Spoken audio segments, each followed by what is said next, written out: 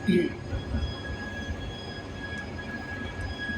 tayo ngayon sa elevator. Good morning guys.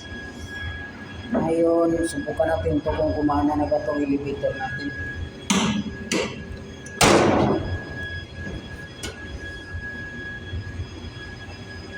Ayun, nakasarado ng safety natin sa manhole ng elevator. Tapos natin ito ayusin. Itong mga limit switch fork sensor ayos na. Nagka-contact na ngayon. Don't forget to select into manual position. Para walang gumamit, hindi tayo lang. So ngayon, subukan natin ibaba down. Ayan. Ayan. Ibaba na tayo.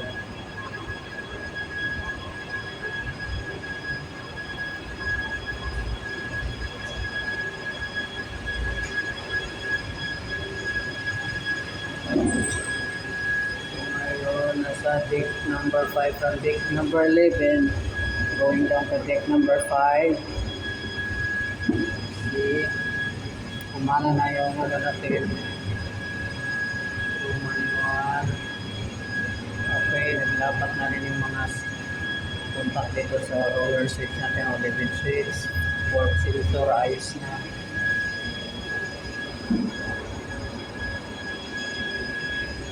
So ngayon, balik tayo sa taas.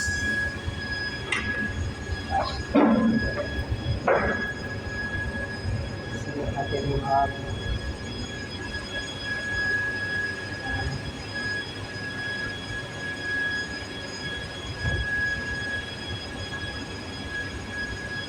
ayan.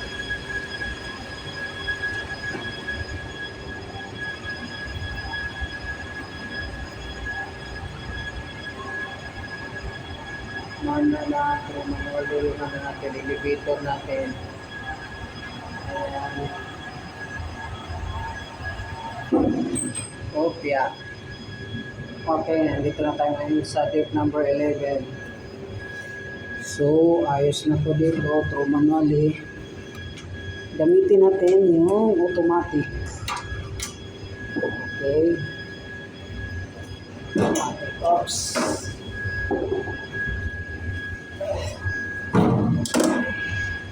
Silip natin to, balik tayo mamaya. Silip natin to. Ito normal position yung selector. Tapos baba tayo.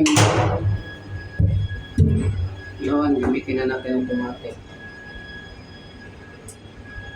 So, dito tayo sa deck 6. Pababa tayo from deck 11 to deck 6. So, tingnan natin ito. Okay naman. Gumagana na. Test tubig, pinabit natin ng door kasi nasira. Okay, nasa deck 6 tayo. Ayos naman. Magalang. So, deck number 5, engine control room.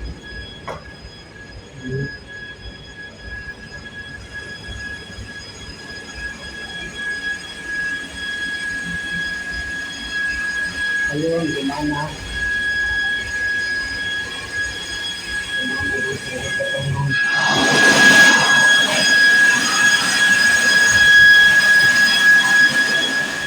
Nagyan talaga natin ng person din para walang ibang gumamit, hindi tayo lang. So, avoid accident.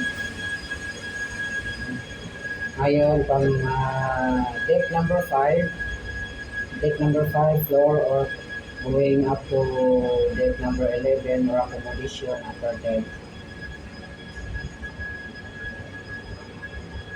Ang 5th floor to 11th floor. Okay.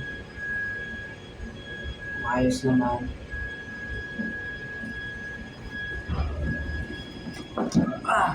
Ito, naayos ko na rin ito.